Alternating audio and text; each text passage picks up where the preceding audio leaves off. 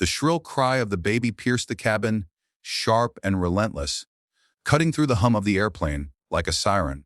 Passengers shifted uncomfortably in their seats, frowning and whispering complaints to one another. For 3 long hours, nothing seemed to calm the child. Toys were rattled, bottles were offered, lullabies sung, but the baby screamed on, inconsolable. Some passengers muttered curses under their breath. The flight attendants were at their wits' end. And in first class, a billionaire and his glamorous wife were growing red, faced with frustration, glaring at anyone who dared make eye contact. But at the very back of the plane, near the last row, a 16-year-old boy sat quietly, his worn shoes barely touching the floor.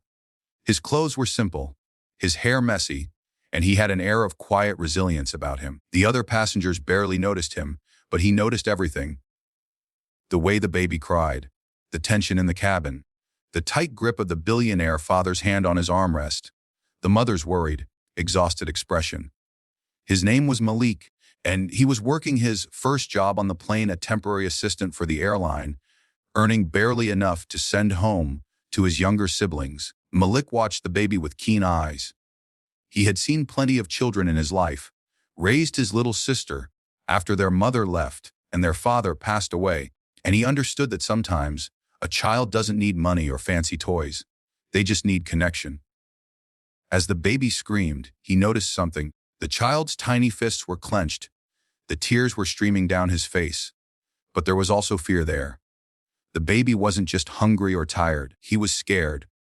The billionaire leaned back in his seat, muttering, "Do something," to a flight attendant. But Malik didn't need to be told. He took a deep breath and quietly made his way toward the first-class cabin. Passengers turned their heads, eyebrows raised at the sight of a small, unassuming black teenager approaching the most elite section of the plane. "Excuse me, sir," Malik said softly to the billionaire, who looked him over dismissively. "I think I can help your baby." The billionaire's wife scoffed. "You? A teenager? Please, tried everything." Malik didn't flinch. He knelt beside the screaming baby and whispered gently, "Hey there, it's okay. You're safe." He didn't try to grab or force the baby. He just sat there quietly, making himself small, calm, and steady. At first, the baby's cries only grew louder, as if challenging this new stranger. But Malik didn't give up. He began to hum a soft, rhythmic song, one his mother used to sing when he couldn't sleep. At first, the billionaire and his wife watched with skepticism. But slowly, the baby's screams began to falter. The fists unclenched. The wails softened into hiccups.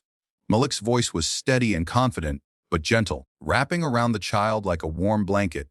The cabin grew quiet, passengers holding their breath as they watched a miracle unfold. In that moment, it wasn't about money or privilege. It wasn't about status or authority. It was about patience, empathy, and understanding. Malik continued humming, rocking the baby gently in his arms, whispering soft encouragements. Within minutes, the baby's tears dried, and the first full, peaceful sleep the child had experienced in hours settled over him. The billionaire's jaw dropped. How did you do that?" he asked, almost incredulous. Malik shrugged modestly. "Sometimes all a child needs is to feel safe. That's it." The mother's eyes filled with tears, and she whispered, "Thank you. You're amazing." Malik just smiled and handed the baby back gently. Word of Malik's quiet heroism spread through the cabin.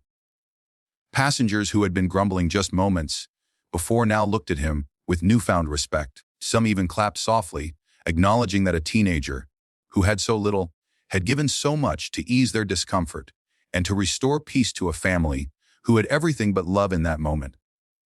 When the plane landed, the billionaire tried to insist on giving Malik a reward, an offer far beyond what the boy could ever have imagined. But Malik refused, shaking his head. "I'm just happy I could help," he said. "That's all that matters." As Malik walked off the plane, tired but proud, he felt something deep and lasting, the quiet, unshakable knowledge that kindness and empathy could cross every divide. Wealth, race, status, and change lives in ways money never could. That day, a billionaire learned that even the smallest hands, the humblest hearts, could calm storms money couldn't touch. And Malik, a 16-year-old boy from nothing, carried home a memory and a lesson he would never forget, that true power lies in compassion. And as the plane soared over the clouds, somewhere in first class, a baby slept peacefully, a billionaire marveled, and a boy named Malik walked into the world, knowing he had made a difference, one small, brave act at a time.